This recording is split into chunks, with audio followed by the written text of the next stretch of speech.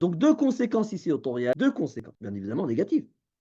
Le ghadab, al-hawa. Al-ghadab, ça veut absolument pas dire le courroux et la colère d'Allah. Il faut arrêter de dire ça, parce que quand on dit ça, à propos d'Allah, on est en train de dire des monstruosités à propos d'Allah. Hashtag booster d'épopée, connaissance de Dieu, connaissance d'Allah. Là, je suis obligé d'aller vite pour les nouveaux pour qui c'est la première fois qu'ils entendent ça. Hein. Moi, on m'a toujours dit qu'Allah, il pouvait se mettre en colère.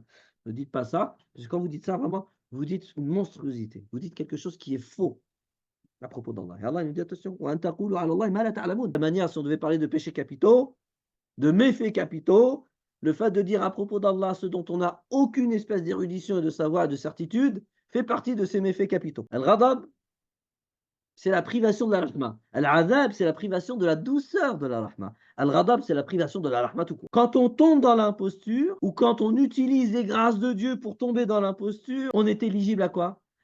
Au fait d'être privé de son amour inconditionnel et majuscule. Déjà dans ce monde, les conséquences sont déjà dans ce monde, avant l'autre. Et la deuxième conséquence, qui est finalement une conséquence ricochée, impliquée par l'entremise, c'est-à-dire par l'intermédiaire du radab, وَمَن يَحْلِلْ عَلَيْهِ غَضَبِي فَقَدْ هَوَى. Al-hawa, c'est ce vide qui nous fait dévier de notre cible. On va commencer par se vider de lui. Et ce vidant étant vide de lui, le moindre vent, en fait, il va nous amener à droite, à gauche, et on va dévier totalement de quoi?